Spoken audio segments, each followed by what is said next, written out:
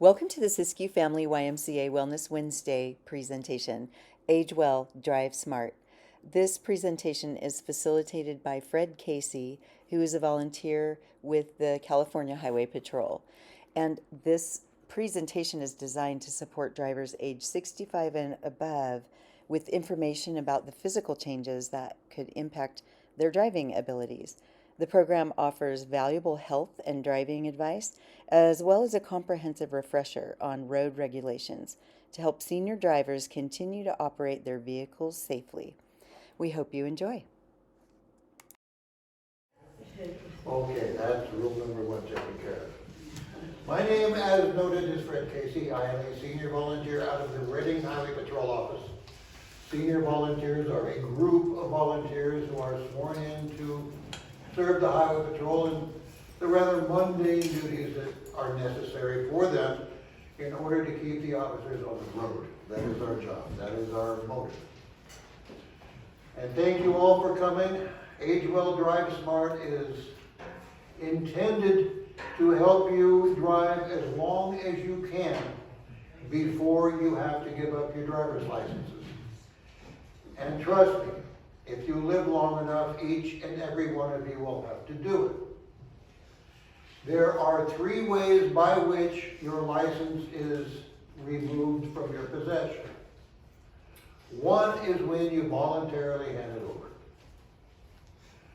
2 is when the court system decides that you are going to hand it over. And 3 is when the coroner gives it to your next of kin. We hope to avoid option number 3. Your hat is fabulous. How about if we don't give us a ticket today, just a warning? License and registration. Okay.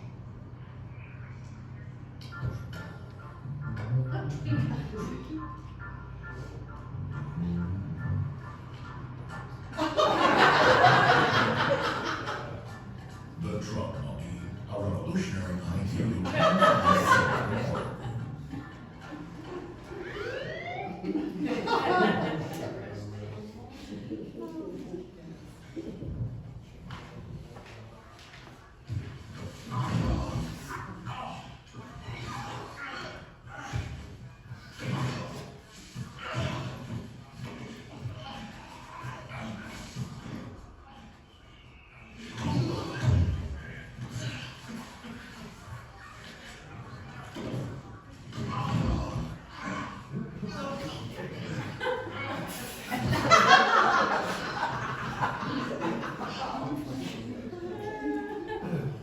Remember when we were kids and we had cartoons before the movie?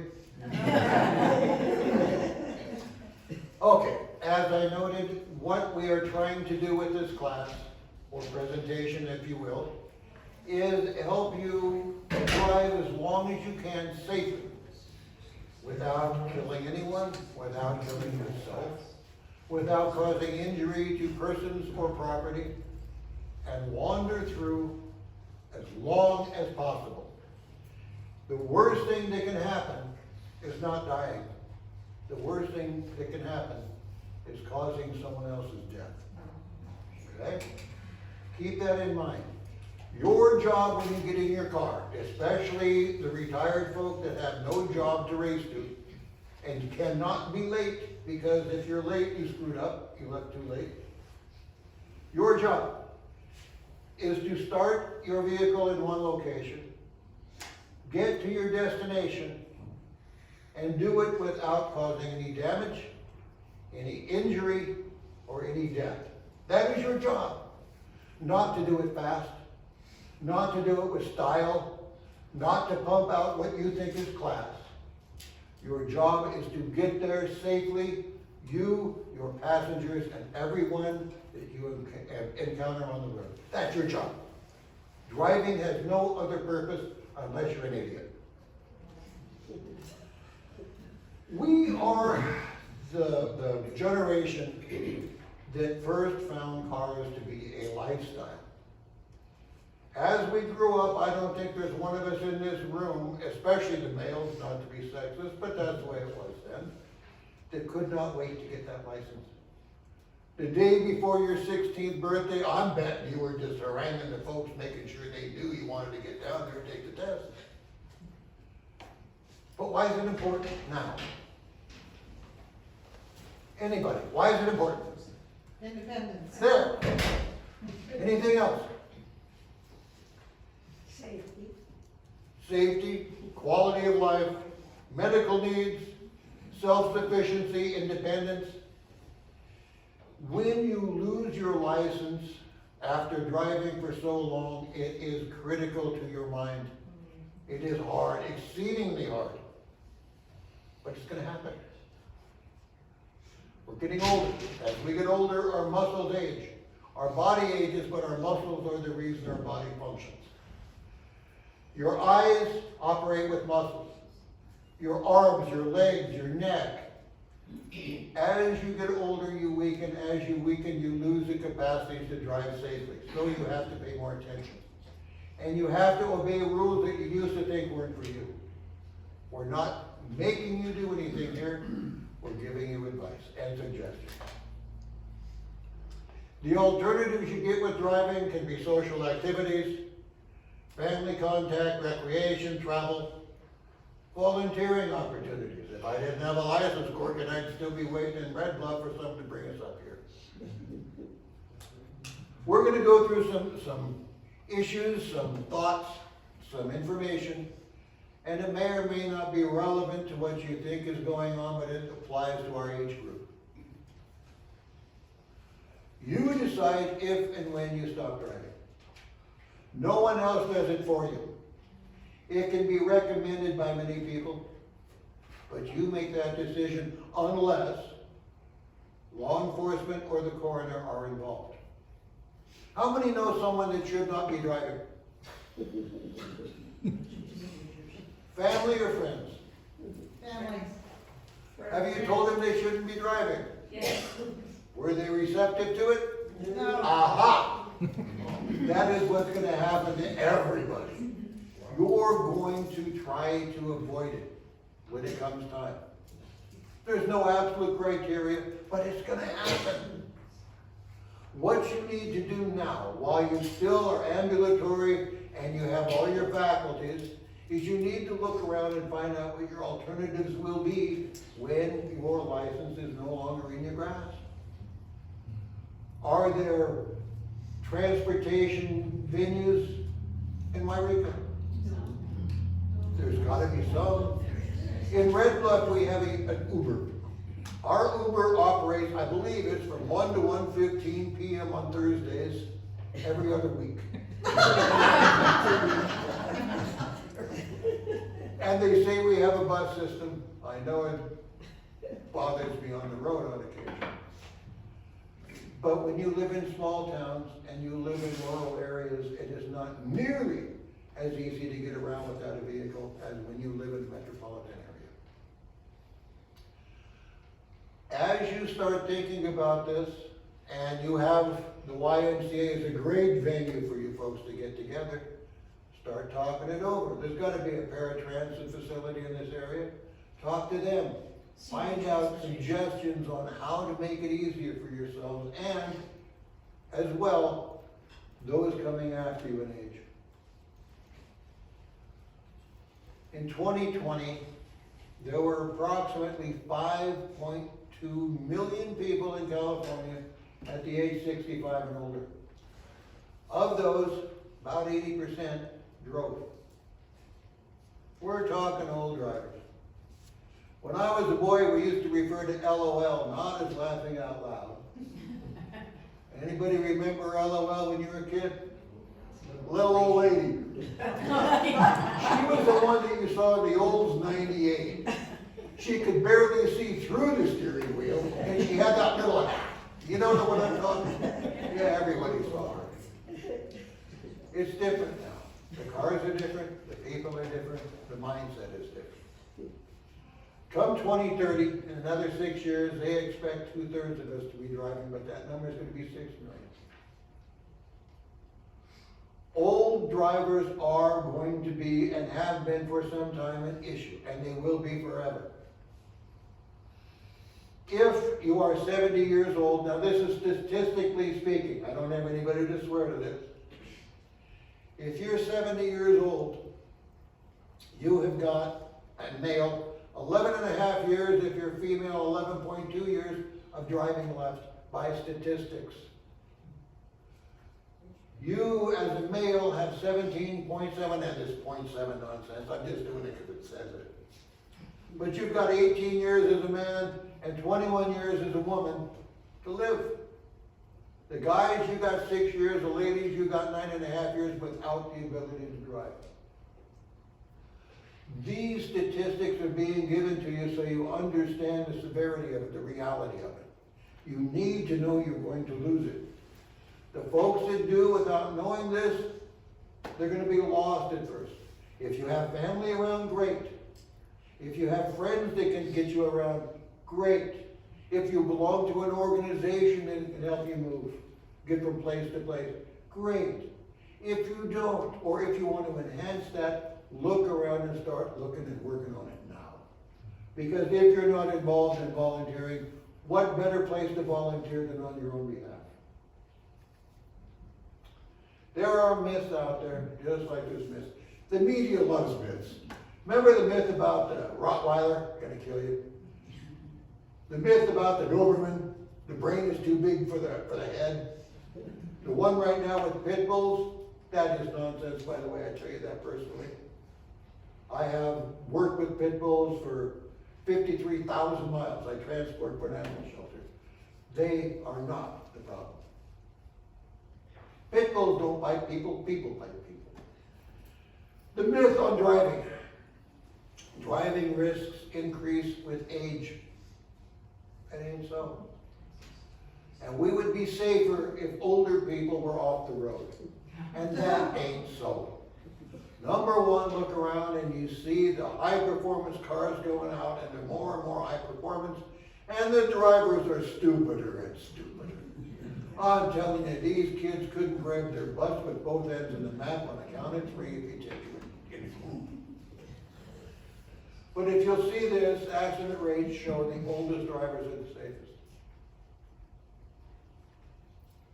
The reasons for that, by the way, are because we move slower. As a rule, we drive slower. We've had a hell of a lot more experience than the kids. And we don't want to get injured. Fear is a factor there. What happens if you break a leg at the age of 70 or 80? How about if you break a hip in a collision? That's going to be fun, huh? That's one of the factors about it. So we are not the worst drivers out there by any stretch. The myth, older drivers know when to restrict or stop driving. We just talked about the folks you know. My old man was one of those. He lived in Laytonville. I don't know if any folks here know that area, but it's above Willis by about 30 miles. And he would drive from Laytonville all the way down to Clear Lake, to his doctor. He didn't want a doctor in Willits, no. And then he would tell us all about, I hit the center divider, I got parked and I went over the parking, but I got out, okay, it was fine, it was funny. A lot of folks are doing it justified, because if they didn't say that, they'd be admitting they shouldn't. Oh, doctors are gonna tell you when to stop driving? No. They have to worry, number one, about the HIPAA oath and make sure that they don't tell anybody about you, because that's the only way they're going to get it done. They need to keep their clientele regardless of how short we are as physicians. The one exception is if the doctor sees you have a condition that does indeed create a problem with your driving and safety on the road, he must by law report that to the authorities. Other than that, he's not going to. Myth, when DMV renews your license, they're going to automatically check your driving ability. No. When I was younger, I went in to get my license the first time, and I got it. Some years later, I went in and I got an ambulance driver's license when I was in my 20s, early 20s. And other than going in for equipment, I have not been inside a DMV office since. You don't have to. Now, Once you reach the age of 70 to renew your driver's license, you must go in, you must take a written test, and they're gonna do the eye check. Folks, that's it. That is not determining whether or not you can drive. It's determining how good your memory is. Older drivers know when their driving is unsafe. I think we covered that 3 times already. And it's easy to use public transportation. Yep. I don't know. Where I live in the county, in Topeka County. And public transportation doesn't come out to right now. And the more rural you are, as I said, the harder it's gonna be. Look around, make plans. Well, yeah, this is gonna do it. You finish that plan, you go out there, you're gonna do perfectly. When you get your PDF at the back of the file, you're gonna have a self-awareness questionnaire. The reason that you're getting it PDF, by the way, is that the state of California stopped printing the manual about 3 years ago. Don't know why. They decided to change the program, and they got those of us who teach some kind of a cockamamie file on an email that I haven't been able to break apart yet. So, hey, we're still doing the old one, okay, I admit that. But they stopped printing the manual, so while we teach this or present this, we don't have the paperwork to give you. Personally, I think that's a major mistake and it irritates me, but I was able to get it digitized by a printer, and you're gonna be getting it, that's the PDF you asked for, okay? That will be coming in email. This questionnaire is at the end of that PDF file. I urge you to print this out. Take it aside by yourself, not with your spouse, not with your kids, not with anybody but you. Go through the questionnaire honestly, and if you can print it out, mark it. When you're done filling out the questionnaire, go over it. And after you read your honest answers, start deciding whether or not you think it's time to start modifying your driving at the very least. And if you will do this every 6 months, it will give you a running tally on how you feel behind the wheel. First question, how important is driving in your life? From extremely to not important at all. We have a young person here. Young person, do you drive yet? When you're ready, go to the highway patrol. They have a class for the young folks just as they get their licenses. It's called Start Smart, okay? Thank you. Okay, extremely important to not important at all. How confident are you with your current abilities? Extremely so, you're concerned. You're not all that happy with it. Now, mind you, you're filling these out, you're answering the questions, and only you see them. Nobody else. So answer honestly. How would you rate your vision? Very good, or I can't see the screen. How would you rate your reaction time? Very good, very bad. If I were to toss a ball, a baseball, to you, without telling you, could you catch it without issues? Or would you worry? I'd have trouble. I'd probably get popped in the nose with it. Your muscles are older. Your muscles don't do what they used to do. It's nature. We don't have a choice. Welcome to the golden years. Personally, I think they're pot metal, but that's just my opinion. How would you rate your flexibility? Very good or very bad? When you drive, you need your flexibility. When you change lanes, you need to use your head on your neck like a swivel. You need to look at the road from every direction with your head and your mirrors. That's flexibility. For what it's worth, one of the handouts is a flexibility exercise handout. May do you good, may not do you good. They're here, you decide if you want. Does driving make you feel anxious? In which of the following situations are you least confident? Freeways, rain, night, tailgating, merging, unfamiliar places. Some of us have a number of them. Mine, see, I like to drive. I'm one of those idiots that loves to drive. I have probably 1.5 million to 2 million miles under my belt by now. I drive a 2020, oh God, it's this Alzheimer's. Wish I could remember the symptoms. I drive a 2012 Jeep. My 2012 Jeep has got 198,237 miles on it when I parked it this morning. I have the original brakes. They have never been serviced, and they still have 6 millimeters left. I drive a lot. I'm starting to have trouble at night. I didn't think I would. It's gonna hit. It is not a diss for you. It's gonna hit, it's reality. Have you reviewed your prescriptions over the counter and herbal meds with your doctor or pharmacist? When you think about your transportation future, how aware are you of transportation resources? Come to Red Bluff, use Uber. Let us know when you're gonna be there, we'll have a cup of coffee. Okay. Taking control of the situation as you get more information is where we're going now. Okay? We'll start talking about what is changing in your body and how it's going to affect your driving. You get 95% of the information you use to drive through your eyes. 95%. Your eyes are controlled by muscles.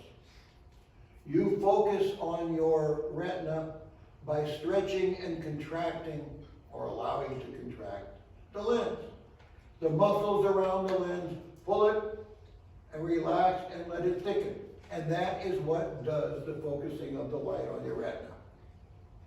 The amount of light that goes into your eye to be focused is controlled by your iris. Your iris is that beautiful green thing that you fell in love with your spouse for. That's a muscle. The iris is a muscle. It's a sphincter muscle, as are the muscles around the lens.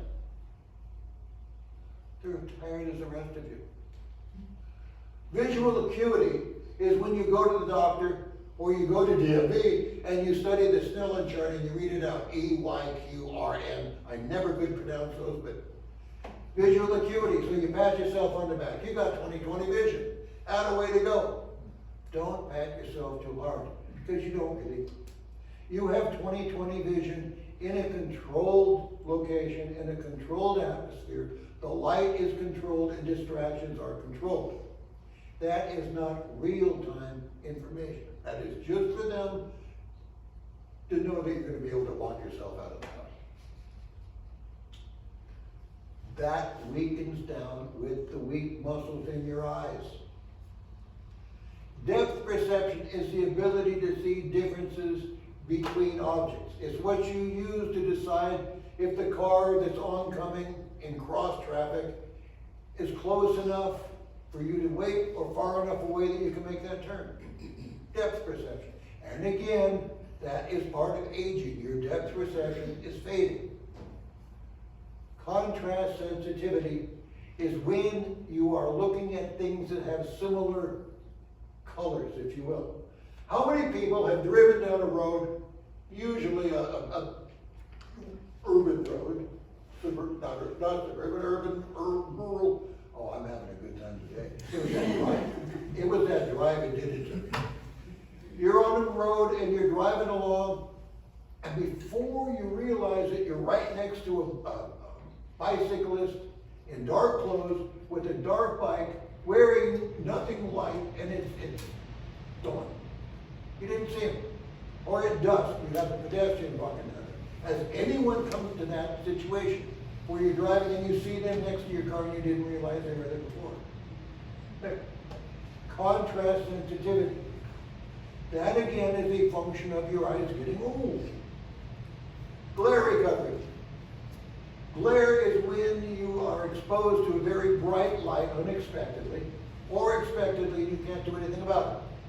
Remember when the fires were hitting California so badly? Did you have the smoke up here? Remember that brightness that you couldn't get through? Driving and walking, you were squinting all the time because of the brightness? That's glare. The headlights coming on towards you at night, when it makes you squint because of brightness, that is glare. glare is a bugger to work. They say they have some glasses now to use at night and it take care of the glare and the bright. I don't know if that works or not, and I'm not saying to get them, but that's out there if someone wants to try it. During the day, when you're driving, consider if the light is getting to your eyes a bit. Take your visor, it doesn't matter what color. Take your visor and put it down in front of it, and then push it so that the edge is up against it. That will give you a little bit of relief. Believe it or not, and it doesn't matter if it's white, beige, black, doesn't matter. Do it. That'll give your eyes a little bit of relief. If at night you have oncoming traffic that's bothering you, look away from the front. Don't look at the headlights because that's going to get you. Look to the right, and if there's a fog line, that white line that goes on the right side of the road is called the fog line. Use it to direct your car. If you're in a situation where you're not sure your car is going where you want it to go, what's the first thing you're going to do? Slow down. Slow down. Every time you're in a situation where you don't know what's going on and you're not completely in control, slow down. Take your foot off the gas. You don't need to hit the brake. Take your foot off the gas. Give yourself time to react. Slow down. Light, dark adaptation. Oh, here we go. You're driving down in the Bay Area. You go through the Caldecott Tunnel. You're getting out of the bright light. You get into the tunnel. All of a sudden, it's dark. You can't see a thing because your eyes weren't ready for the dark. What's the first thing you do? Slow down. Oh, you're going to hate me by the end of this. Takes a little bit of time, and your eyes are able, after a little bit of time, a few seconds, the pupil and the lens are ready to work with the amount of light you have available, and then you can see again. Hallelujah. You get your foot back on the gas and or diesel, on the fuel. And you go pumping through the Caldecott. And then you get to the end and you grab the light, and guess what? You can't see squat because your eyes are ready for the dark. And that bright glare is hitting you. What's the first thing you do? Put your sunglasses on. Okay. Again, light, dark adaptation. Your eyes are very slow dealing with it. Peripheral vision. This is where you're going to have a car come up from behind. You're not going to know it's there. For whatever reason, you did not pay attention to what's happening on the road. And it's coming up from behind. You're going to see it just your side vision. And then you're going to know it's there, but not before. Peripheral vision, if you take your hands, put them to the side with your fingers or thumbs up. You stare straight ahead and start moving forward where you can see motion. That is the extent of your peripheral vision. This also has some loss due to age. Now, what are you going to do about all this? I believe there are three things that will get you through almost every situation and get you from the house and back with the least amount of issue. Number one is common sense. Common sense would tell you to be careful, to take more time doing those things that you do, to slow by God down. Even if you can see things, slow down. You don't need to be going 80 miles an hour on a 70-mile freeway. And honestly, you don't really need that 70 except to keep those fools from tailgating. Courtesy. Showing courtesy to other drivers can relieve you of a great deal of stress. If you have 3 cars coming to an intersection, all at a stop sign, give away the right of way. Wait there until you flag them through. Sometimes you're going to have a fight with them. You're both ready to be nice. For me, nice is something I do once in a while because my wife says to. But courtesy and situational awareness. Remember what I said about this car coming up from behind? You should have known that car was there. You should be watching your mirrors, you should be watching everything around you, so you know what vehicles are near you, what type of vehicles and what type of drivers. And you should be driving to the car, 5 cars in front of you. You should not be worried about that one directly in front. 5 cars in front are going to be the one to whom you should drive. When they brake, take your foot off the gas. When they start swerving, you know something's coming up. Put your foot on the brake. Drive to them. Okay? Caution. At our age, be cautious. If you're one of those that jumps in the truck, because trucks are a guy's thing, but they have big guys only. Jump in the truck and show everybody how important you are by tailgating and screaming through it. I got nothing good to say to you, because what you're doing is dangerous to everybody on that road. Hearing uses about 4%, or provides 4% of the information that you use to drive. The balance, the 1% or thereabouts, is your sensations, your feel, your touch, feeling the shaking. Hearing is how you're going to know that train's coming if it doesn't have any lights. It's going to how you're going to know that you have emergency vehicles approaching. It's how you're going to know that somebody thinks you're going to run into it when the horn honks. It is against the law to block both ears while you're driving. This means headphones and earbuds. You are not allowed to do so and be considered compliant with the law. And it will cause a stop if an officer sees you with headphones. Pretty sure about that. Mental vitality is important when you're driving because you've got a lot to do. Number 1, you got to stay alive. Number 2, you got to keep your people alive. Number 3, you don't want to get a scratch on that new Mercedes. Multitasking that's the wrong term for it, but it's what you do. Only you do them independently. You don't do them all at one time. You're driving, you got the radio, you got the windshield wipers, you got the light, you got the steering, you got the brakes. You've got the controls, you're adjusting this, you're looking at that, you're making sure of the other thing. You need your brain functional. You can't go in there when you've been sleeping all day and get up and start working, because you got to get your brain moving. It has to be operable. How do you do this? How do you keep your mind vital? Seek mental challenges. Give me one. Come on, somebody give me one. Crosswords. Sorry? Crosswords. Puzzles. And computer games, believe it or not, they have a place here. By the way, Mr. PIO, sir, I have complained to Northern Division, they haven't done anything yet. I cannot, on the computer system at the Highway Patrol, get Candy Crush. Would you please do that? They blocked it for me too, I don't know. And so what good are you? Yeah. Okay. Games are one. Music, movies, theater. It keeps your mind operating. You're looking for plots. You're waiting for the crescendo. Adult education. All of us have something that we've always wondered, never got around to checking. I bet everyone can think of at least 2. What do you have to do with your time now that you're retired?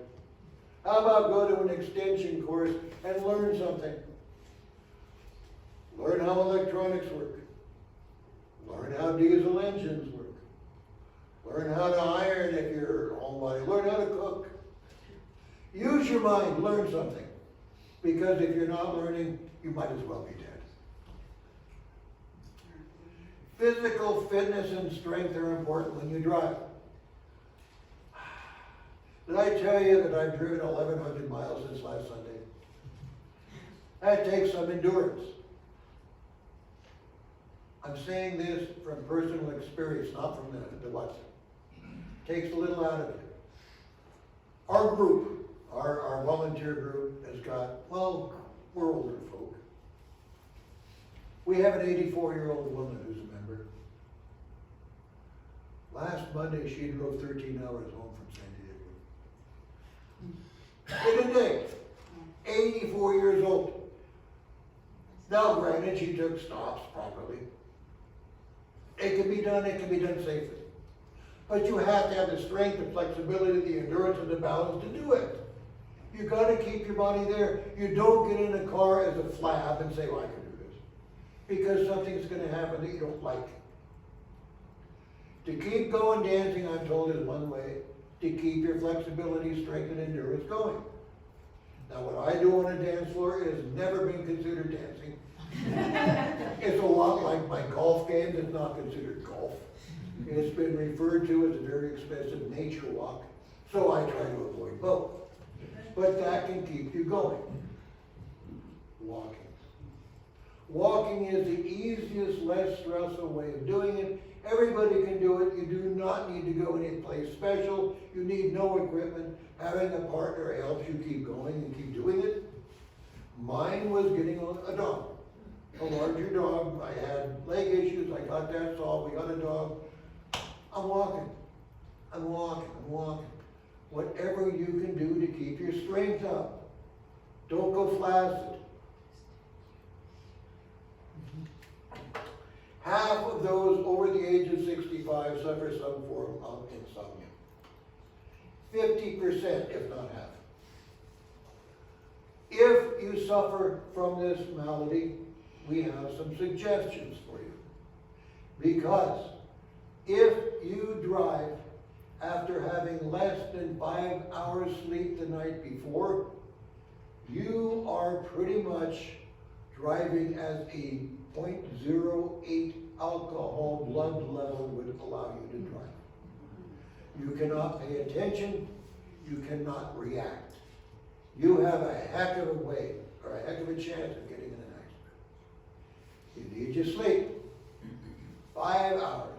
There has been some talk about the hours being important before midnight, more important then than after midnight, having to do with REM sleep, rapid eye movement.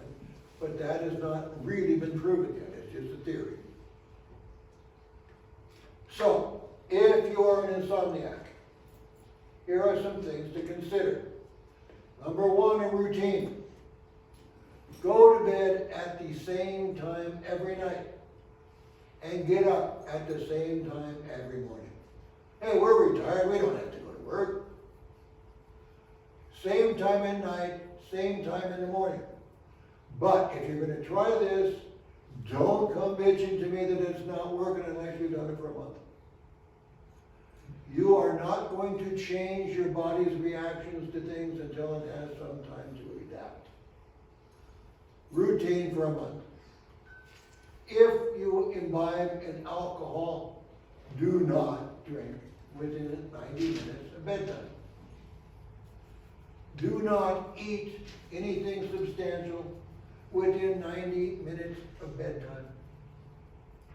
Do not exercise, proper exercise, within 90 minutes of bedtime. Those things will make your body start functioning again, bring up the level of function and keep you awake. Never, ever take a nap. These are recommendations and suggestions. Take it for what it's worth. This is in your book, the one you're going to get on the internet. Everything we're talking about will be in that book. But if you're an insomniac, remember not sleeping properly will affect your driving.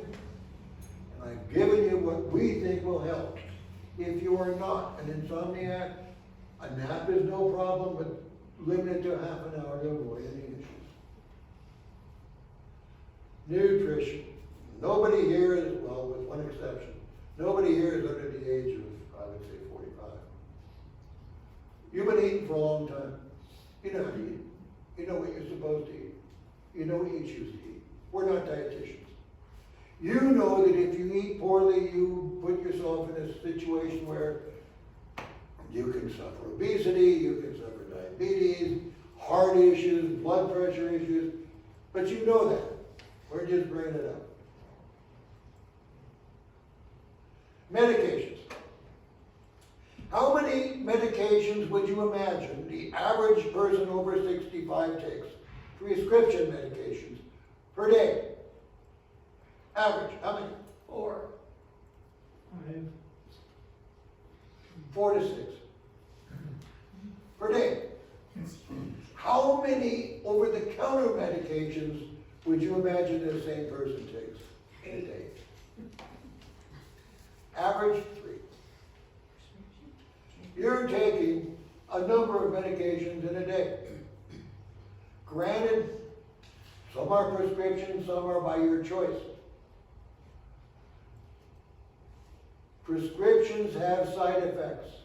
Over-the-counters have side effects. In this venue, we suggest use a single pharmacy for all of your medical needs. One pharmacy. They have all of your records. They know what you're taking. Once a year, go in and talk to your pharmacist. Have him bring your list of drugs up on his screen and have your own list of the over-the-counters you take in your hand. And ask him what side effects you should be expecting. What could you hurt by doing this? Because you know what? If you take prescription medications and they have side effects and they affect your driving, you can get cited for driving under the influence. You may not have been aware of that, but you do not need to use illicit drugs or alcohol to get nailed for DWI.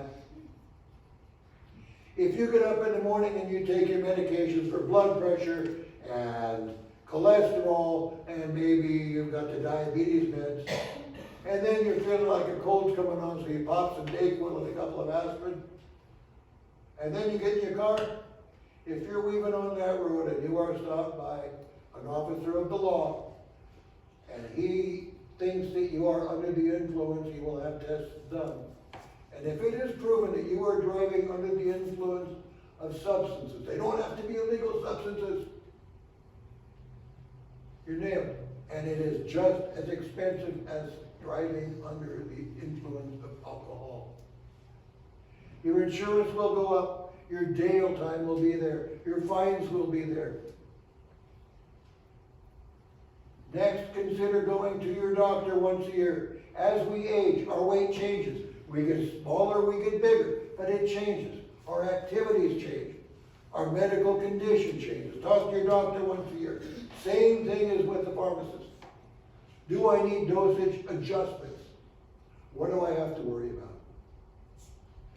And if you decide to drink alcohol while you're taking these, get his picture on your wall so you identify him. Alcohol exacerbates any side effect of any drug you may be taking. Any one of them. If you looked at the handouts up at the entry to this room, you will find a sheet. And on that sheet, it has a great number of medications, their side effects, and the purpose of those medications. They are there for your information if you wish.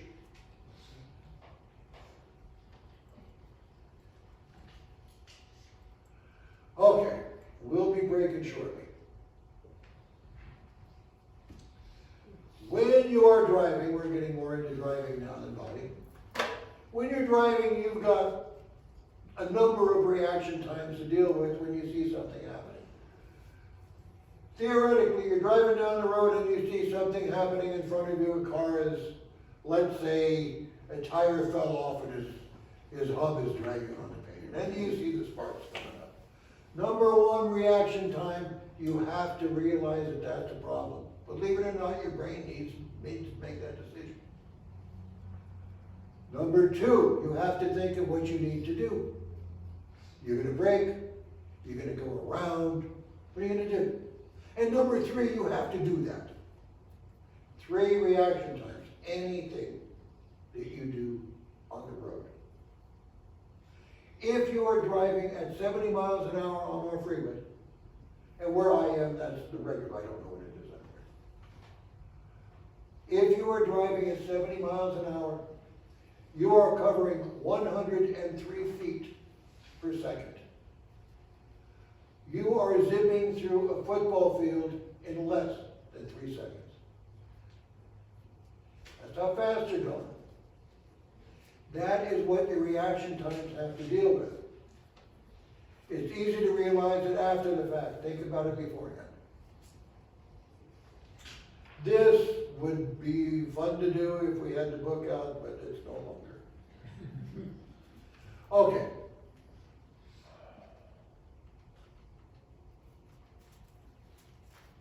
Let's take a break. Jamie says we should be taking a 5 or 10 minute break, so let's take a 5 and I'll expect it. I want to point out, it occurred to me during the break, what you are being presented with here today is a minuscule amount of information that is available and it should be brought out. But we have a certain amount of time given us. And let's face the fact, again, besides getting old with reaction times and such, at our ages, staying still for any length of time is a hard thing to do. So 2 hours is what we have found to be about the best way to put it out. So while you will understand when we're done that a whole lot of things that you wanted to hear weren't covered, that's the reason, and we will have a question and answer afterward. And I reckon that's what I had to say. So, getting back to it. Excuse me. Thank you. Oh, I opened it, so be careful.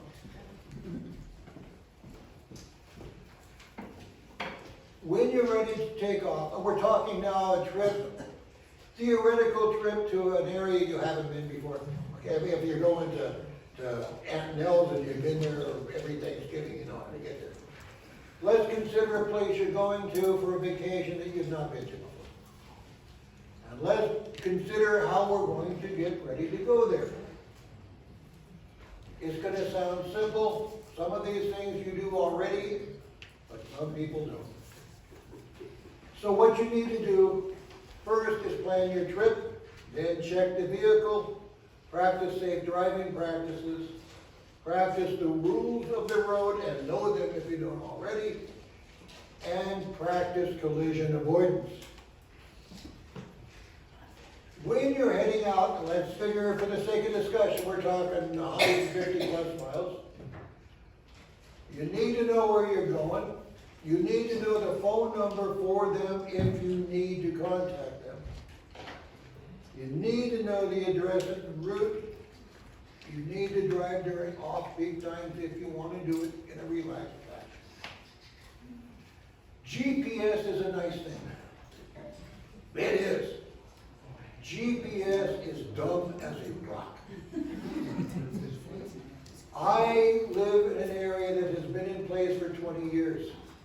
I have people that have bought cars in the last 5 years, and when their GPS tells them how to get to my house, there is a road that they take that does not exist.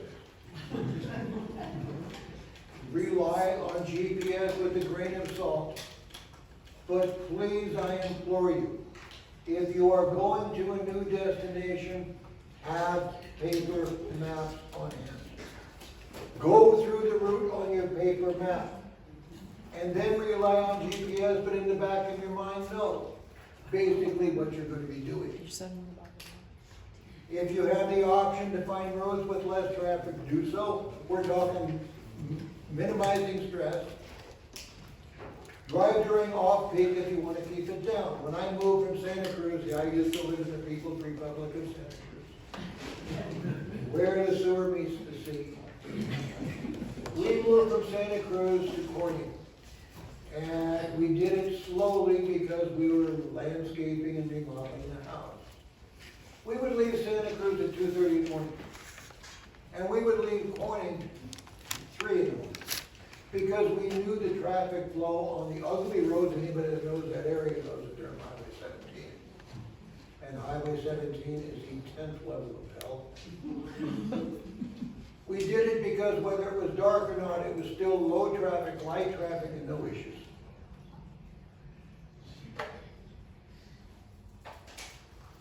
As you travel, you run the risk, the possibility of being in an accident. If you are in the accident, the possibility exists that you will be unconscious.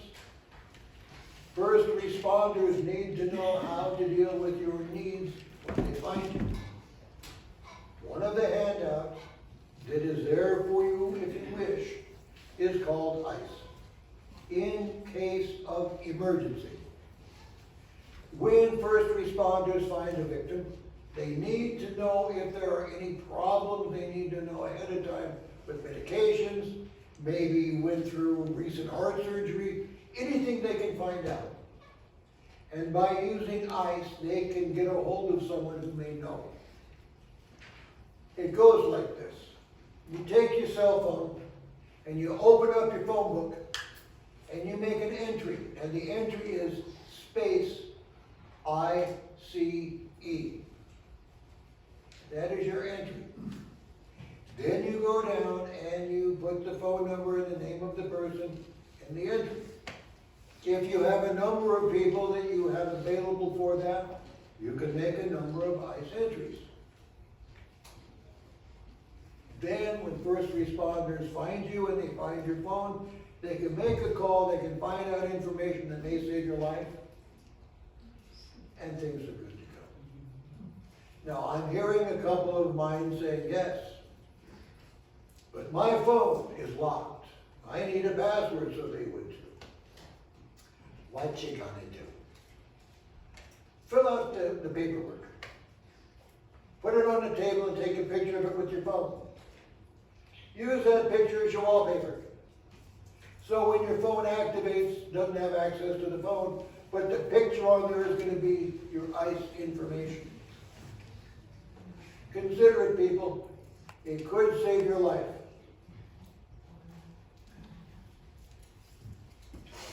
Then you check your vehicle, and here is where a lot of folks are going to say this is too simplistic, I don't have time for it, but let's do it anyway. Windshield. You need to make sure your windshield is clean. Remember that glare issue I started talking about earlier? Has a whole lot to do with the dirty windshield, as well as other issues. So clean your windshield inside and out. Clean your inside 3 or 4 times. Because if you don't do it regularly, the materials inside your car, the carpet, the seats, they have elements in them that vaporize. And it coats the inside of your windows. You have to have seen it. You don't smoke, you still have that streak on the inside of the window. That's from your carpet and your upholstery. Clean it 2 or 3 or 4 times because it takes that long to get it done without streaks. Streaks and glare are going to give you stress that you don't need. Yes, sir? We have full service interior cleaning at Splash and Dash Car Wash. And I recommend you get the famous Richter ceramic wash. In that case, the car a lot cleaner. But wait, if you call now, very well, you have made your point. Well done. If anyone hasn't tried it yet, I have some $5 off tickets. Just ask me for them. Well done. Tires. You need to check your tires for tread. If you don't have tread, especially up here, you're putting yourself in danger. Tires have wear bars on them, if you will. In between the treads, where it goes down, you will see cross pieces, rubber that goes across. Those are wear bars. If the tread is getting close to the wear bar, you need to consider getting new tires. You need that tread, especially when you're working snow and ice. Very important. Check the pressure in each tire, including the spare. Including the spare. When you check the tire pressure, with the exception of the spare, fill your tires to the recommended pressure that is noted on the inside of the driver's door, on that label. Do not fill to the pressure noted on the tire. Okay? Your car manufacturer knows the pressure they want in those tires, so it handles the best. For your spare, if you have your manual, often you'll find that the spares are undersized and they need more pressure. You have to rely on your manual for that. Lights, check them all. Get out there, have someone help you, check your headlights, check your turn lights, check your tail lights, check your emergency flashes, check them all. Oil level, check your oil. Fuel, start with a full tank. The whole purpose of this is to keep from stressing yourself on the drive. We don't do stress like we used to do when we were 25. I sure as hell do it. I lose my temper a little more than I want to admit. I get angry, I get frustrated. You don't need that. Especially at our age, with the freedom we have of time. Before you start your engine, adjust your seat. The recommended adjustment for your seat, assuming there is an electric adjustment, between your knees or your thighs and the bottom of the steering wheel, you want 2 inches, at least 2 inches.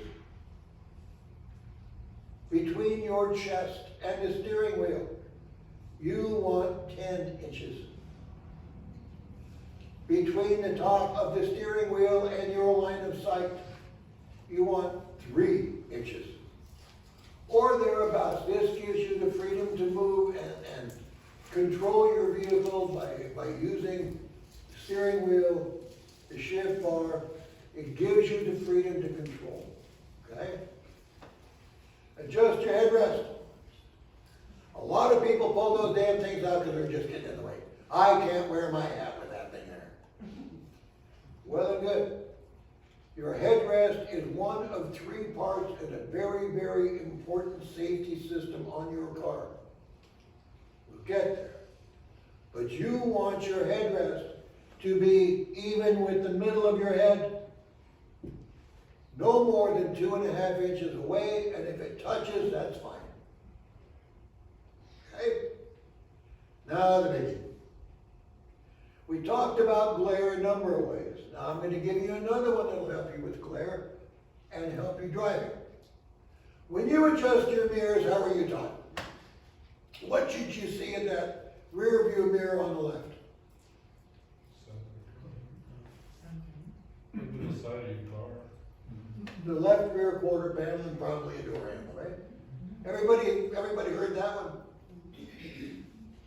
Let's go to a new way. I know people like change. I have to have my cheese food. When you are using your mirrors, the old way, the way we grew up with, you have got a mirror right here above your dash. It points straight back, doesn't it? This mirror out here, you're going to adjust to your left rear quarter panel. So what are you looking at? The same thing you're looking at here. On your right side, you're going to adjust that to your right rear quarter panel. Now what is that looking at? You got 3 views of the same thing. I don't really need that, nor do you. So here's what you do. When you are ready to do this, adjust your rear view as you normally do, the one inside the car. To adjust the driver's mirror, move your head over and lean it against the window. Then adjust your mirror as you had been taught. From that position, you should see the left rear quarter panel and a door handle. And straighten up, move your head the other direction, the same amount, and adjust that mirror. So you're looking at the right rear quarter panel and a door handle. Okay? When all is said and done, what do you have? You got 3 views of what's behind you. And most importantly, you have views of your blind spots. That spot that you don't see with your rear view mirrors when you're making lane changes. When the people honk at you because you didn't spot them because they weren't in your mirror. You know what I'm talking. Everyone has had that happen. Now you won't have it happen if you do it. But if you'll recall, I said, when you go into routine with the insomnia thing, give it a month. Give this one a month. You're going to feel uncomfortable with it for the first week. You're going to start saying, well, maybe it does have a benefit the second week. And the third and fourth, you're going to be fine-tuning it because you like it. Okay? And then buckle up. Now, for those who aren't aware, when you buckle your seatbelt, the bottom one goes across your lap, The top one goes down here, across your chest, and it bubbles. Got it? It does not go back here and down. It does not go underneath your arm and down. It goes here. Remember I said there were 3 important life-saving features in this car, safety features? That's number 2. We got that. Oh, I'm good. Safe driving practices. On the freeway, what is determined to be a safe following distance? 10 cars. Depends on speed. What am I hearing? 1 car length for 10 miles an hour? No. That was fine way back when you had the rear view mirrors adjusted this way. Now, what is being recommended, and it is probably the safest thing to do, 3 seconds following distance. 3 seconds. What is 3 seconds? The car in front of you that you're following, watch them. Watch them pass a fixed item on the road. A bridge embankment, a pole, a signpost, something. As they pass that obstacle, start counting. 1001, 1002, 1003, 3. I was never in a count. And when you get to 3, you should be passing that spot. No sooner. That way you have 3 seconds of reaction time if something happens. They decided not to do the 1 car length for every 10 miles an hour when the Kia came out, because it's only that long. Are you going to be able to maintain that 3 seconds? Not a snowball's chance in hell. Because you've got every Willy Wonka trying to get over there because look, there's a space. I can get in there and I can do it fast. You're going to have every pinhead in the world trying to get in those spaces. So you're never going to be able to maintain 3 car lengths. But you know what you're going to be doing? You're going to be trying. You're going to be aware of those vehicles around you in front of you. You're going to know what's going on. And if something happens in front and you don't like what's happening, what are you going to do? Slow down, 1 time. Keep to the right. When you're on the freeway, multi-lane freeway, for what it's worth, those that don't know, when law enforcement is talking about freeways, the lane that is in the center, right next to the center divider, the fast lane, that's referred to as lane number 1. The next one is number 2, the next one is number 3, on down to whatever lanes they have. Okay? When you are in the number 1 lane, you're expected to be passing traffic on your right. Now in California, for whatever reason, they have made some of the most idiotic laws I can imagine. And I am a 6th generation Californian, so I have the right to say that. But the sign in the middle of the freeway, what does it say? Slower traffic, keep right. Does it not? Does it say slower traffic, keep right unless you're doing the speed limit? Does it say slower traffic, keep right unless the fool trying to pass you is going 90? Does it say keep right unless you want to teach somebody a lesson? No. It says keep right, so get your butt to the right. If you're being passed on the right, you're in the wrong lane. It's just that simple. You're in the wrong lane. If you have openings on your right side, which are appreciable, more than 3 or 4 car lengths, you should be over there. Remember why you're driving? Why? You're driving to get there alive. Are you not? So you keep your butt in the fast lane. Number 1, you must have heard of those wonderful issues down south where folks end up in the wrong direction on the freeway. Some of them doing it because they're confused, some of them do it because they're drunk, some are on drugs. But what all try to do when they're on the freeway and they're not in control of themselves is they're trying to be in the slow lane, right? What is the slow lane when you're going the wrong direction on the freeway? That's the number 1 lane. So there you are, you get the win. Or not too terribly long ago, between Red Bluff and Redding, Siskiyou did a complete across the center divider, head on into another car and killed a doctor. He crossed that number one lane to get there. Okay, that's one reason, or two reasons, to stay out of that lane unless you need to be there. Reason number three, who knows what road rage is? If you put your butt in that lane and you got some yahoo that decides that he's more important than God, and he wants you out of the way, and you maintain that one spot, odds are you're going to piss the guy off because he doesn't have it all together anyway. He doesn't have the brains of a dead fly. But he's going to react, and he's going to react mad.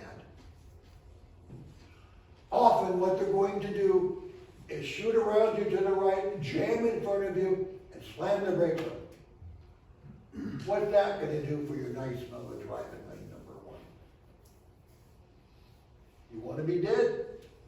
Stay in that lane. And it's happening more and more. People park in that lane and they will not move. But just because they're doing it doesn't mean we should do it. Do you remember? Well, if Billy jumped off our bridge and onto the street, would you do the same thing? Don't try to teach lessons by being in that lane. Don't try to be there and teach somebody to drive the speed limit. Don't cut somebody off because you want to be in that lane because you're going to teach them a lesson because they shouldn't have done that. That's his job. And the job of every other person out there that puts his life on the line every hour of every day to do it and protect you. That's not your job. Your job is to stay alive, keep the people in your vehicle alive, and keep the folks on the road alive. Again, the worst thing that can happen to you is killing somebody else and being alive to remember it, especially if that's a child. And what's the last thing we're going to do? Slow down! All right, bring it up there.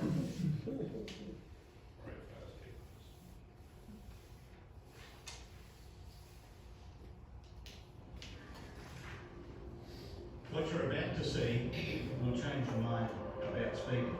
Two identical cars, one travelling at 60, the other at 65. A sudden change in the road ahead.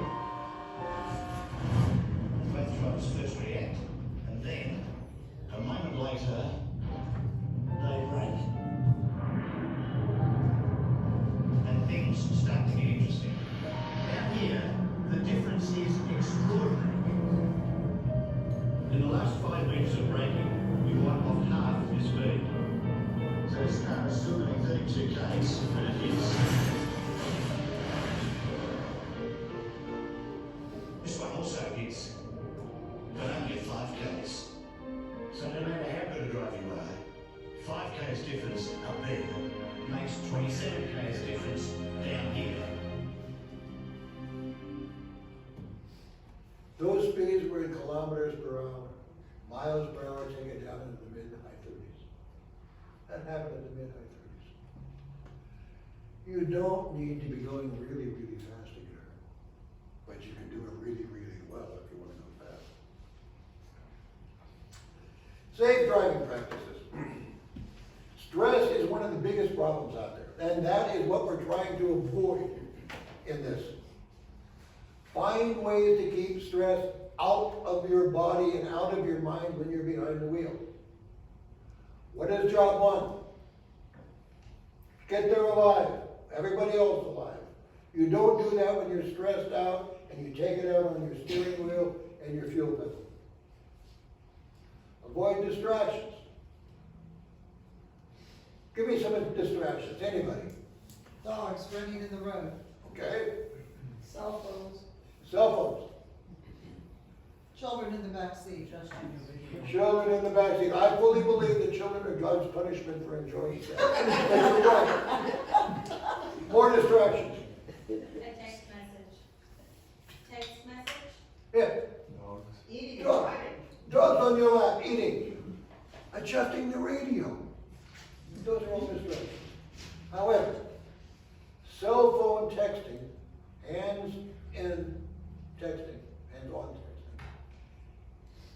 has exceeded alcohol as the leading cause of death on highways worldwide, not US, worldwide. And that has been the case for 4 years. Deaths due to texting exceed deaths due to alcohol.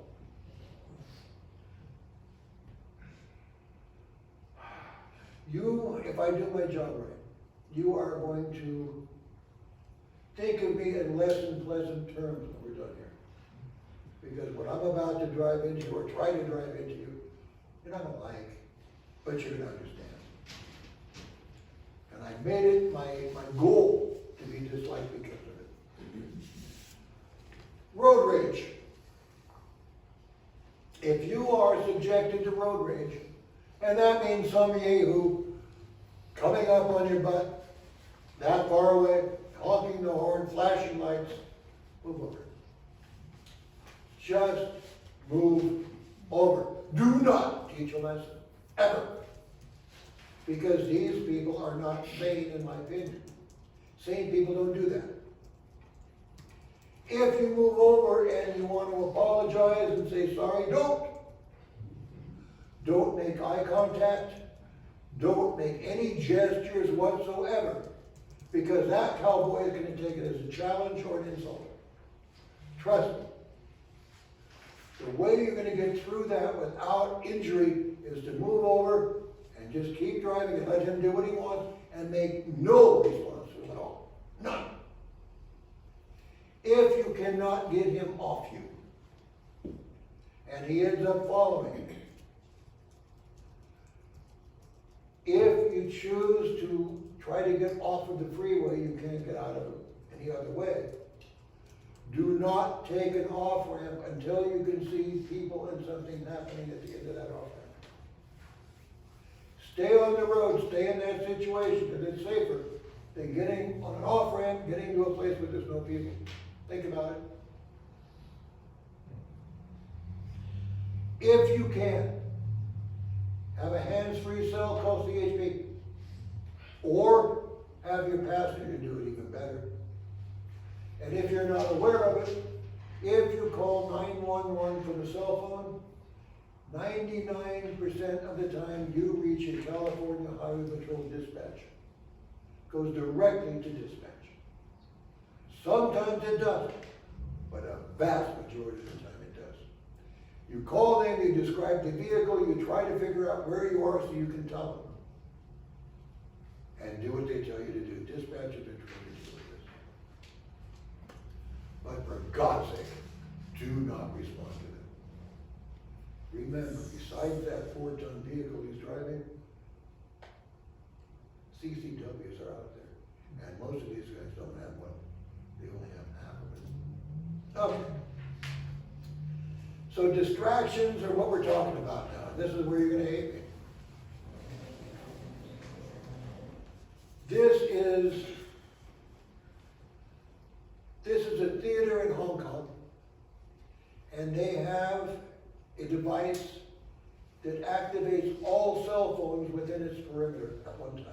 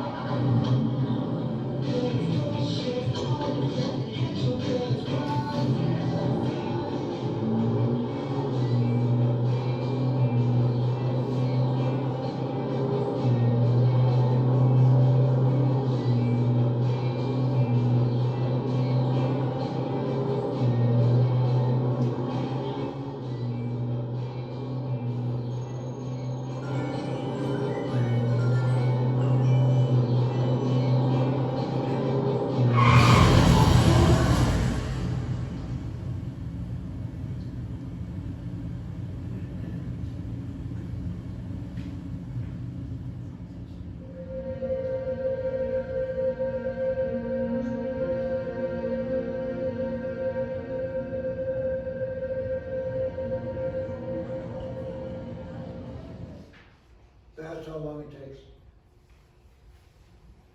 The time to get the cell phone in place and perhaps get your address book up is the time it takes to die. Just that long.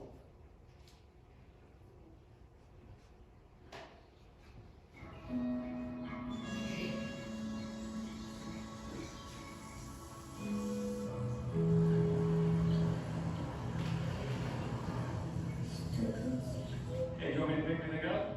You know what? I'll leave the zombies out here. Hey, all right. Love you. Love you. Mommy, I forgot my crystal bracelet. Oh, that's okay, sweetheart. It'll still be there when we get back.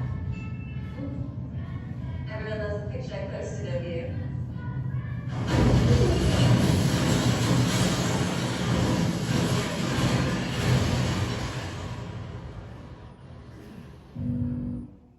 That's how long it takes. Fraction of a second. Remember I told you weren't gonna like me at the end of this? Here we go.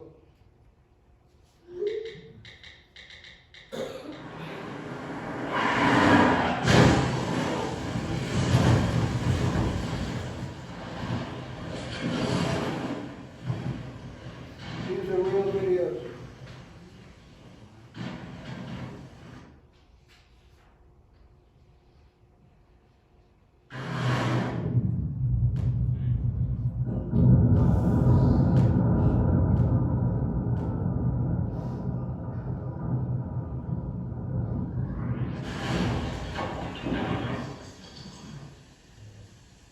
What's job one?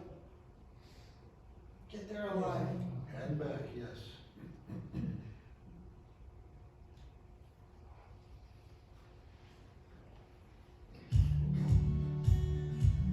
Getting ready to hit the road. Places to go, people to see, business to conduct. I see you all have your phones. Do yourself a favor.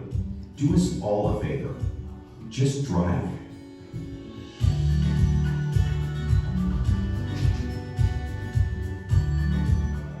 Hey, I'm just leaving. We can talk about this when I get to the job site, okay? See you later, pal. Calls can wait until you're not driving. Put your phone out of reach to avoid temptation. And texting? Don't even think about it. Program directions before starting your trip. Familiarize yourself with the route and secure your phone. Head east and continue on to Villa Norte. Okay, sorry about that. Let's go. Hey, so what are we doing there? Well, finishing offers. I want to get there, but I want to get there in one piece. Sorry, I wasn't thinking. I gotta go. I'll call you later. Don't be afraid to speak up. Be assertive. Protect yourself. We are gonna be so late. Will you come off? Sure, you just drive. Let a passenger make important calls or texts. Hey, Mom. Right. And model safe driving for passengers.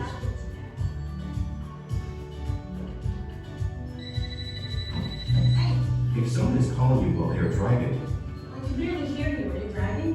end the call. Just focus on the road and call me later. And don't call or text anyone if you know they are driving.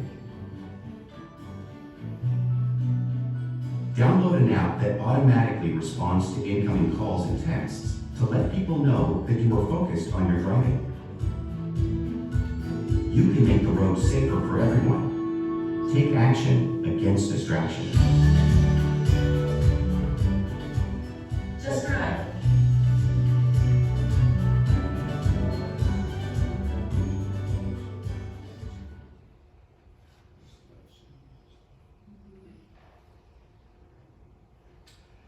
Driving when you're stressed is almost as bad as distraction because you distract yourself. You're mulling over the boss, well, maybe the employees, pissed you off, had an argument with your spouse, your kids are giving you issues, and that's what's on your mind. For heaven's sake, file that away when you're behind the wheel. And you have to do it consciously. It's easy to say, I'm gonna do it, but you get behind the wheel and you start mulling up. If music is what's gonna take your mind off, get that on there. audiobook is gonna do it, get that on. But relieve yourself of stress if you can. Or make sure that your funeral expenses are already paid for. Aggressive drivers speed, make unsafe lane changes, follow too close, and don't use signals. And that's road rage. Which reminds me, use your signals always. You're changing lanes on the freeway, use your signal. You're pulling away from a curb onto the road, use your signal. You're merging from one road onto a freeway, use your signal. When in doubt, use your signal. If you're moving to any other position on any road, use your signal. It means something to other drivers, not everybody, but some. If I see someone signaling, I'm gonna go out of my way to show more courtesy because they're showing me some. Forget your stress and drive on. File it away. Tell yourself a blonde joke. Some of the smartest people I know are blondes. God, that's tough. I'm married to a blonde. She's sweet. You know, I work much, much harder on my marriage than she cut her CCW.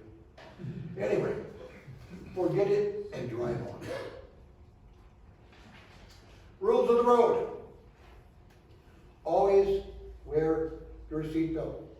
Each and every time you're in a vehicle, passenger or driver, wear your seatbelt. Can't tell you how many times people have died because they haven't. There have been a couple where they've died because they were. I grant you that. There are always exceptions to the rule, but the vast majority of those wearing seatbelts were saved because of them. Remember I told you there were 3 items in that safety protection system in the car?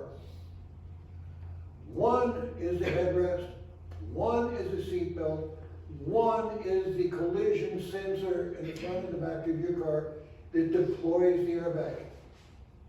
What happens if one of them isn't used? You don't have a choice on the deployment. If you don't use the headrest, your neck is going to snap like a chicken. But what if you don't use your seatbelt? Richard didn't want to die, but he couldn't stop himself. The collision with the car didn't kill him, but he wasn't wearing a seatbelt, so he continued on his journey. When he hit the inside of the car, that didn't kill him either. But his internal organs carried on travelling until they hit his rib cage, and his lungs were punctured, and the main artery from his heart was torn. And that's what killed Richard. 3 items can save your life. Get rid of one, it won't. And you would notice that he did have the airbag deployed and still no seatbelt. Not going to happen every time. I don't expect my house to set on fire, but I got fire insurance.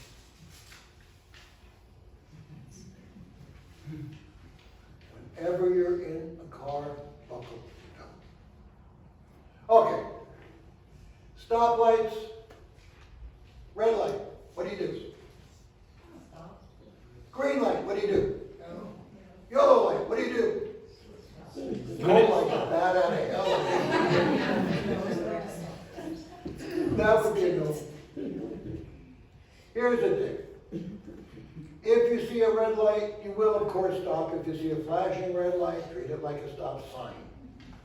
If you see a green light, you have the right of way, however, keep your eye on the intersection always. When I taught my children how to drive 40, 30 years ago, they were taught at every intersection as they approach, expect everybody at that intersection to come through and hit them.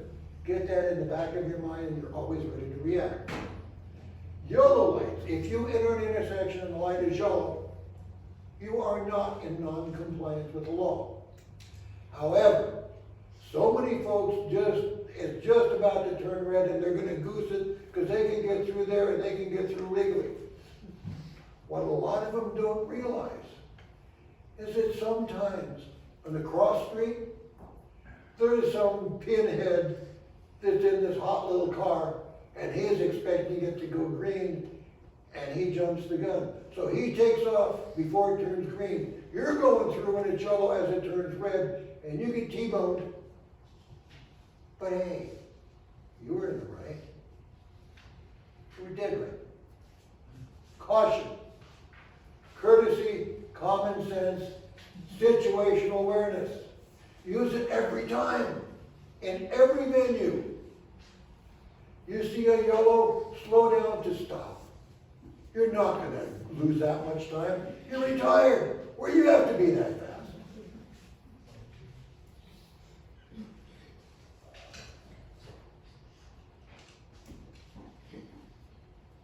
When you're in an intersection, and you come to a stop at an intersection that's controlled, say it's a light, make sure the wheels are pointed forward. And if you're in the turn lane, be sure your wheels are pointed forward. If you get hit from behind and it does occur, you're going to be thrown into traffic. Beyond that, when you stop, regardless of what direction you're going to be going afterward, come to a stop while you still can see the tires of the vehicle in front of you. If something goes wrong in that intersection behind you or in front of you, you have room to maneuver. You have a safety. Rainy days. Starts raining, you're on the road, what's the first thing you do? Slow down. It is raining and you have your wipers on. What do? Slow down. Turn your lights on because you've already slowed down. Take it off cruise control. If you have cruise control going when it is raining, you are looking for a really good crash. Do not drive on wet roads or snowy roads with cruise control. Cruise control is an idiot. Cruise control is designed to keep you moving at a steady speed. It doesn't care if you're going in circles. It keeps those tires moving the way they're supposed to be moving when you're going straight. Okay?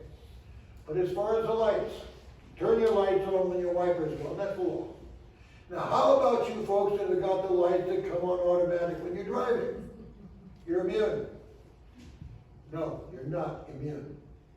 The reason that they have this law is so your tail lights are illuminated. They don't care if you can see what's in front of you, because almost certainly you can. What they care about is somebody behind coming up on you with the mist and the road water coming up and the mud is being thrown and your car being the same color as the road because you drive a silver and they can see your car. Just because your car has running lights on does not mean your tail lights are on. Start your engine. Get out of the car. Go around to the back of the car and see if your tail lights are illuminated. If they are, you're good. Some do. If they are not, turn your lights on when it's raining and when you have your wipers going. All I got to say. Same thing in snow. Slow down, turn your wipers on just so you can be seen, or your wipers, your lights. That's not law, but it is common sense. Slow down. See, this is new for me. The ones that I was using, they died, so I had to use somebody else's. So I'm kind of going with you on this. The hydroplaning on wet roads, watch that. Slow down, make sure you have full control. It won't happen. The only time that happens is when you try to make maneuvers that are too quick, too sharp, or quick stops.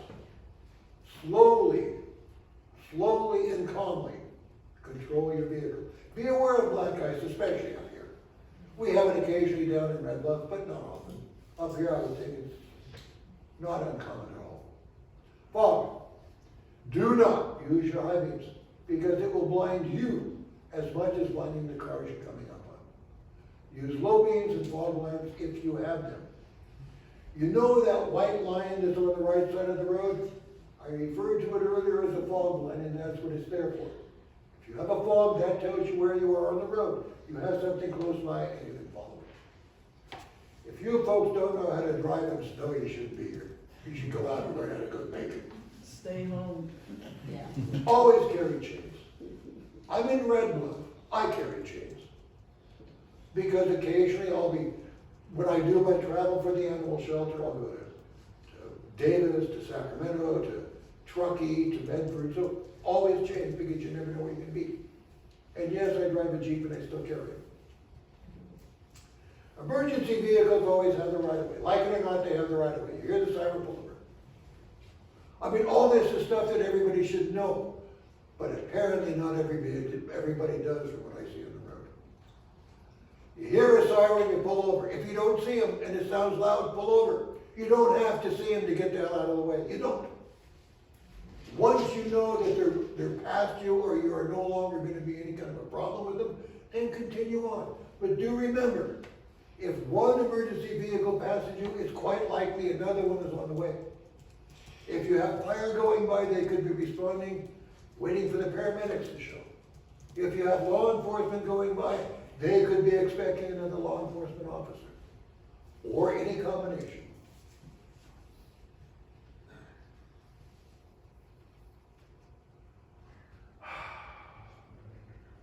.45 speed limit. You come up on a sign that says 45 speed limit, what does that mean?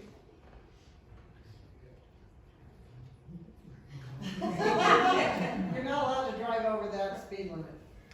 Posted speed. Kind of. Suggestion? No, it is the maximum speed limit you can drive in that area under perfect conditions. If you have conditions where 45 miles an hour is unsafe, you can get a ticket for driving 45. I know of an incident in Red Bluff, a rural area. Woman is coming down the road, comes to a T intersection. Her street ends, and she has a T intersection. And she's got a big pool of water as she approaches the stop sign. So she comes zipping on down. She hits the mud, slides right through the intersection onto the field in front of her. What I heard were 3 officers conversing and deciding whether she's going to get nailed for excessive speed or driving faster than the conditions allow. They take it seriously, people. If you are in a 35-mile zone and you're approaching a sign that says 45 miles an hour and everything is allowing 45, 45 miles an hour does not begin until you pass the plane of that sign. 50 feet this side of that sign, you're still 35 zone. Depending on the mood of the officer. Some have bad moods, and often they have bad moods because they have to deal with the public. I wouldn't be able to do their job. But fortunately, at my age, life in prison is no deterrent. If you are followed by more than 5 vehicles on a country road, you are to pull over and let them by. Now, I have heard people say, well, yes, that's true, but I was up 299 and I was going to Weaverville, and we had 5 cars behind, and car number 7 was a highway patrolman, and he didn't come out and get something about that. Remember common sense? Common sense says that if you're on a 2-lane country road, mountain road, you have to understand that passing 6 or 7 cars is probably a really stupid thing to do. They are limited in what they can do based on intelligence. Okay? If you see it, that is why. They're stuck just like you are. They can't do a thing with that person out in front of the line unless they pass everybody, and passing everybody would not be wise.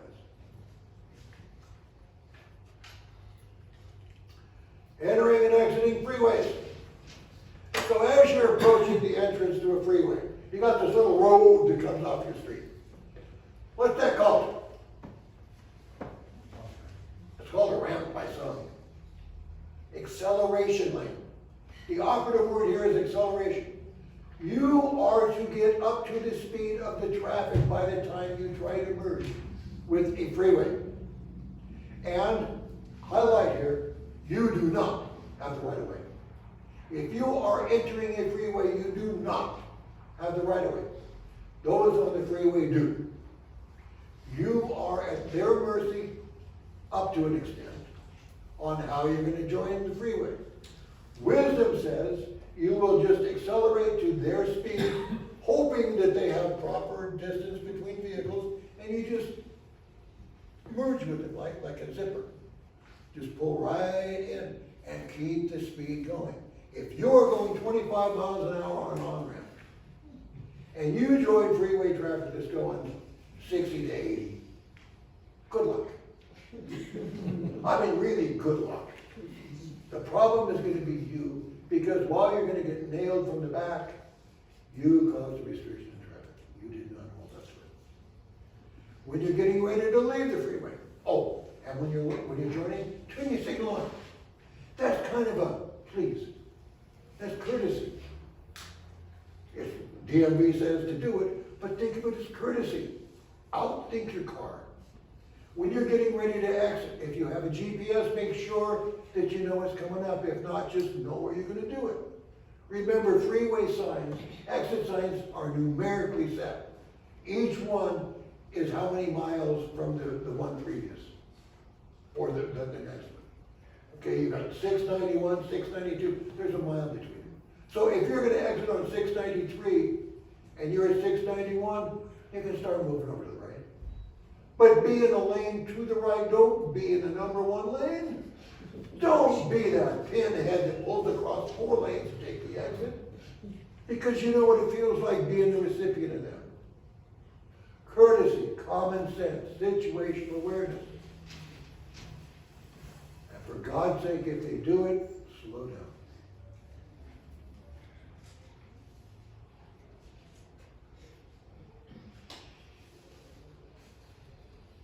Okay, 6 hours at a time on trips is pushing it. Especially for the older driver that's not used to driving long times. Mine, I'll go 4 hours, but no trouble. Get to 5 and 6, I start getting tired of that. You're sleepy? Do not stop your car, get out, lock right in your car, twice shake your head, and get back in the car.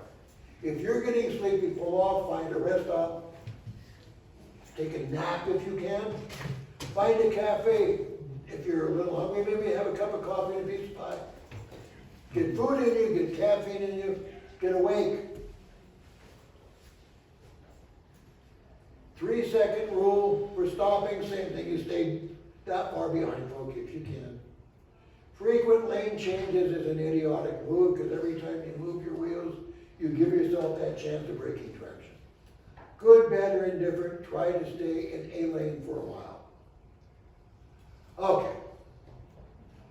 If you have to stop your vehicle while you're on the freeway, under no circumstances should you stop on the side of the freeway.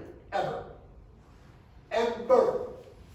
I don't care if Grandma has to get out and get her shawl. I don't care if Billy has to pee. And I don't care if the dog is going to mess up your carpet.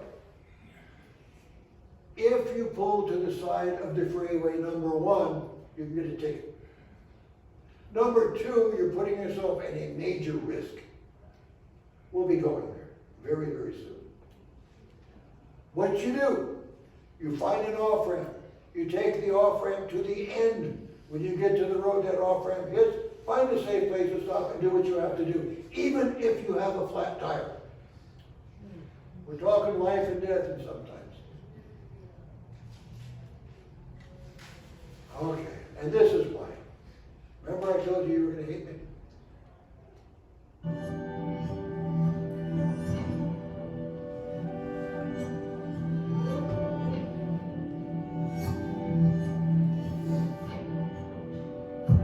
Parked on the side of the road.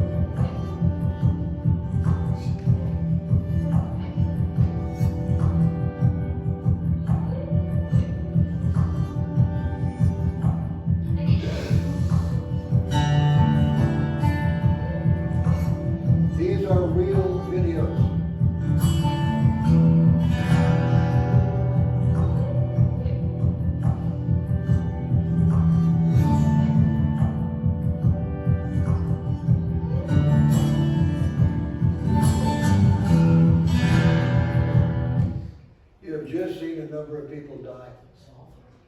Those are honest to God dash cams.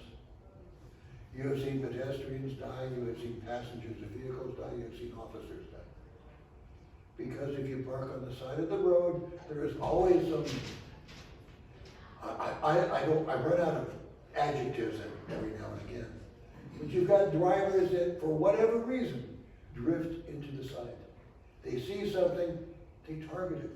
Some because they're impaired, some because they're not too bright, some because they're just bad drivers, some because they're sleepy. But they see a light, they see a vehicle, for whatever reason they aim at it. Don't be that person. If you actually break down and you have to, and you cannot get far from your car, stay in your car. You have a better chance of surviving in the car than out of it. If you can get out of it and you can get away, get 30, 40 feet away so you're not exposed to the danger. Okay? Blind spots. Remember we did the adjustments of the mirrors? So now, when you adjust the mirrors like I asked, you're seeing this. Because that's out farther. This is the blind spot of a car. This is what you're not going to see most of the time with the old mirror set, unless you swivel your head. You should swivel your head every time you move location on your car. Every time you change a lane, you should be swinging it around. It's not a common thing anymore. Truck blind spots are another one. This is the biggie. The truck blind spots are here, here, here, and here. Why do they call them blind spots? Because he can't see you. He or she. I'm trying to be sexually equal here. They can't see you. Up here, he's too high up. He can't see that far down. This one, the mirrors, his mirrors are just like yours. He can't see over there, nor can he see here because his mirrors won't catch it. So what you want to do when you're driving near a truck, stay way behind that so you can be seen. Always be in a place you can be seen. And for God's sake, if you're going to pass a truck, pass it. Do not hold position alongside a big rig. Don't. Whether he can see you or not, don't. You're putting yourself in danger. There is no need for it. Get through it. Get gone. Okay? Pass him, get over in your lane, and keep going.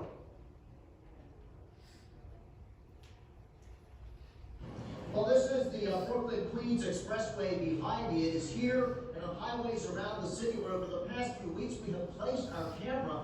And what our cameras have captured are truckers routinely, illegally, and dangerously texting and calling on their cell phones. It's epidemic. Truckers on major New York highways texting or talking on the phone. On the BQE, this trucker appears more focused on texting than driving. On the major D, a truck driver, along with his co-workers, is looking down, texting, eyes focused on his phone, not the road. This big rig trucker on the LIE, obviously distracted, dialing up someone to talk to as he rolls along the busy highway. One of the worst cases we observed, this driver engaged in dual distraction as he talks on two phones, carrying on two conversations. Slowing down the video clearly shows the trucker's dangerous double phone technique. Situational awareness. You can see these drivers and how they hold the lane. If you see any indication they're not fully in control, get the hell past them.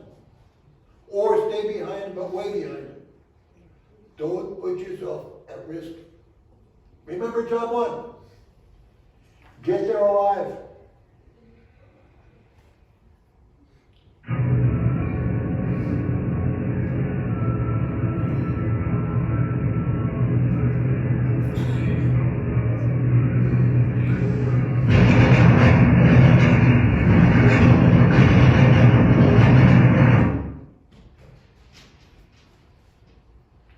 Anybody have any question why I'm really hitting this distracted driving thing? I hope you're all starting to dislike me for hitting it so much. But I want you when you leave here to remember that. If you don't remember anything, stay the hell off your phones. If you don't remember anything. Okay, residential neighborhoods are among the hardest places, most dangerous places for older drivers. You got the kids playing, you got the animals, you got the speeders, the bikes, skateboards, baby carriages, people running stop signs, you got dogs, you got cats, you got balls rolling down the way, you got roller skates, you got everything. In a residential neighborhood, limit your speed to 25 or less. Please, less don't kill folk. And there is where the second worst area to drive for an older folk.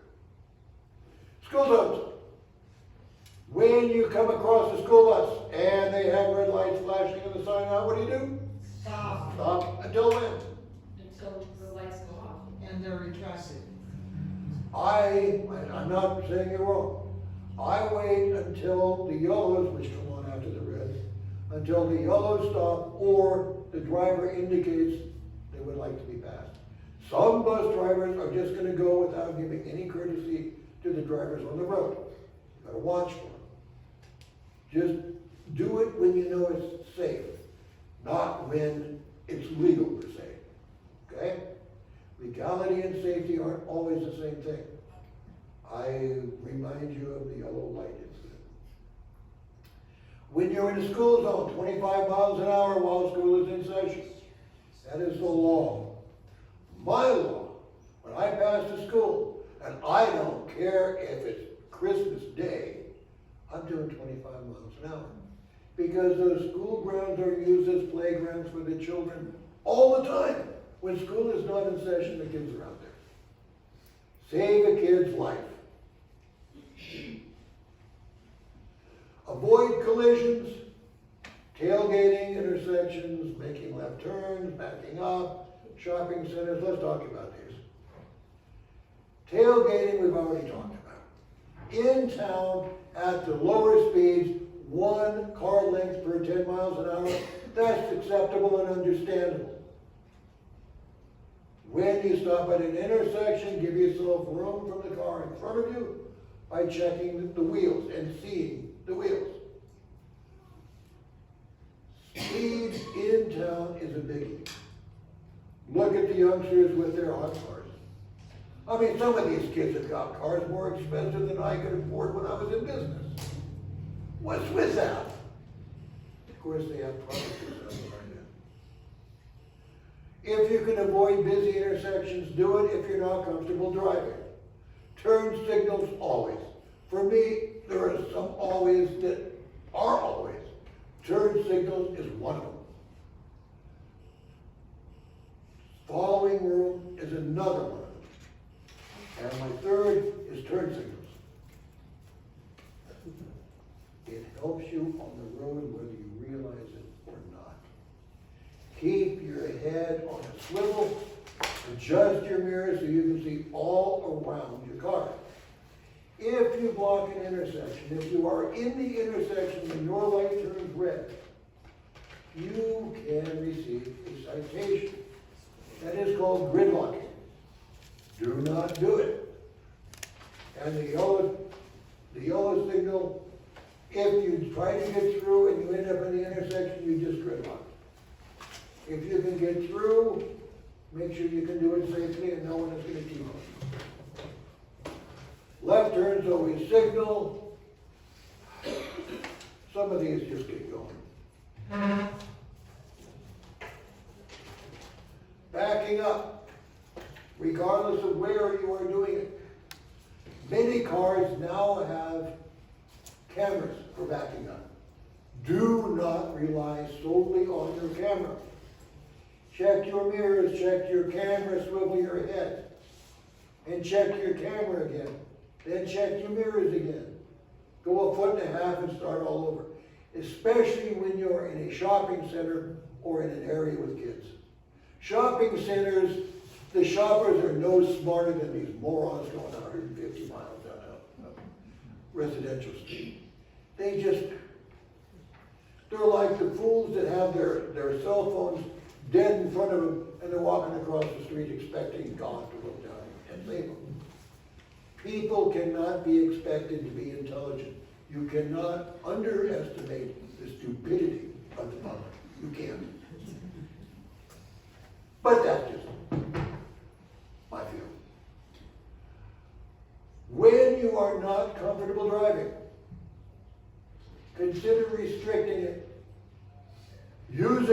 questionnaire I told you about.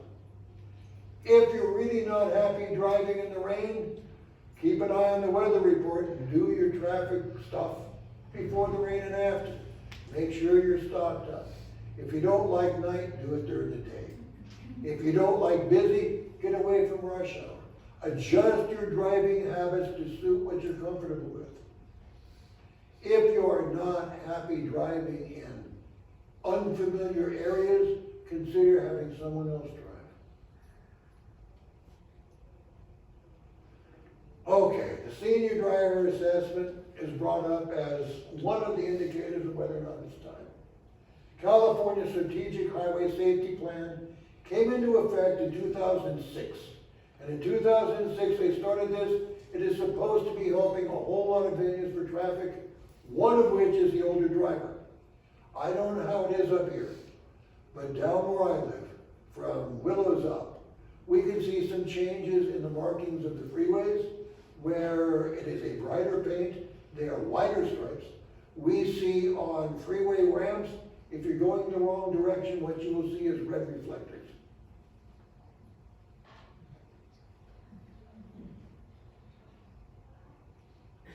They say they're improving the safety for the older roadway users.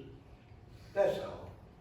Some areas for stoplights, they have them, the perimeter with reflective yellow so you can see them better, so you don't wander through. That is the website for the DMV. You can get more information there. I am sorry it went this long. I am really sorry I can't get all the information out that I want. But you've all been very patient. I thank you very much for taking the time to come to my little party. And we'll have to do this again sometime. Are there any questions? We have a CHP Google with us. Yeah. Why, and I know it's not CHP or law enforcement, why doesn't the state put signs in the middle of a highway?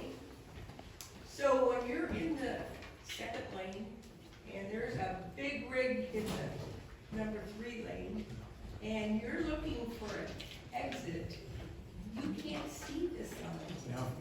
No, and that's a good point.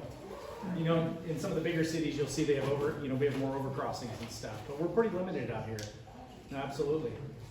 I don't disagree with that. You know, the one thing that Fred did mention though is that if you kind of know your exit number ahead of time, that helps. Is that you can start anticipating, 5-10 miles out. But, I mean, it would be helpful.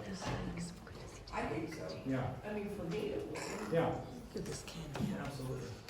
And then like I said about using your cruise control, don't use it going down the Siskiyou into Nope. or out. The OSP sits on that far side. Any other questions? Suggestions on inattentive semi-truck drivers when you've got the two lanes going up the summit, when you were talking about the road ranger, and you've got a line of semi-trucks, you're either so slow you're going backwards behind the semi-trucks, or you try to pass somebody and then someone comes out of nowhere, you're sitting on your bumper, you can't get over because you've got a semi right next to you. Do you just try to get up the hill and then get over when you can, or? Yeah. And then what do you do when you have a semi-truck that pulls out in front of you? Right, and they do, and they're supposed to complete their passes within a half mile also. So, so we all know. I mean, it's. I'm not the only one that chose. Yeah. So that's. It is a problem, and so you just have to gauge it. I just drove to Bedford the last weekend. I had somebody doing 90 something behind my wife and I just got out of their way. Because As soon as you can. As soon as you can. Yep. In the meantime, I can just read his grill and all that. So. Other questions?